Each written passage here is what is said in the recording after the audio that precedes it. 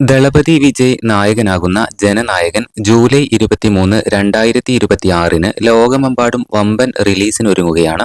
മാസങ്ങളായുള്ള sensor നടപടികളും release വൈകിയതും കഴിഞ്ഞ് ചിത്രം ഒടുവിൽ തിയേറ്ററുകളിലെത്തുകയാണ്. വിജയ് ആരാധകരെല്ലാം തന്നെ വളരെ ആകാംക്ഷയോടെ കാത്തിരിക്കുന്ന ഒരു ചിത്രമാണിത്. റിലീസിന് മുന്നോടിയായി പുറത്തുവിട്ട പുതിയ ഗ്ലിംസിൽ മുഖ്യമന്ത്രിയുടെ ലുക്കിലുള്ള വിജയ് വലിയ ചർച്ചയായിരിക്കുകയാണ്. ആക്ഷൻ രംഗങ്ങളും രാഷ്ട്രീയ പശ്ചാത്തലവും ഉൾക്കൊള്ളുന്ന ദൃശ്യങ്ങൾ ആരാധകരുടെ പ്രതീക്ഷ ഏറെ വർദ്ധിപ്പിച്ചിട്ടുമുണ്ട്.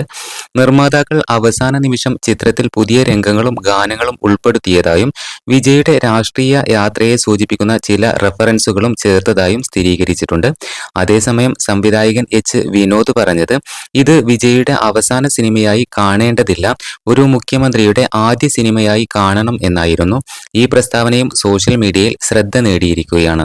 റിലീസിന് മുമ്പ് തന്നെ തമിഴ്നാട്ടിലും വിദേശ മാർക്കറ്റുകളിലും അഡ്വാൻസ് ബുക്കിംഗിന് മികച്ച പ്രതികരണമാണ് ഇപ്പോൾ ലഭിച്ചുകൊണ്ടിരിക്കുന്നത്. എന്തായാലും വിജയുടെ പുതിയ അപ്ഡേറ്റുകൾക്കായി ഈ ചാനൽ മറക്കാതെ സബ്സ്ക്രൈബ് ചെയ്യൂ.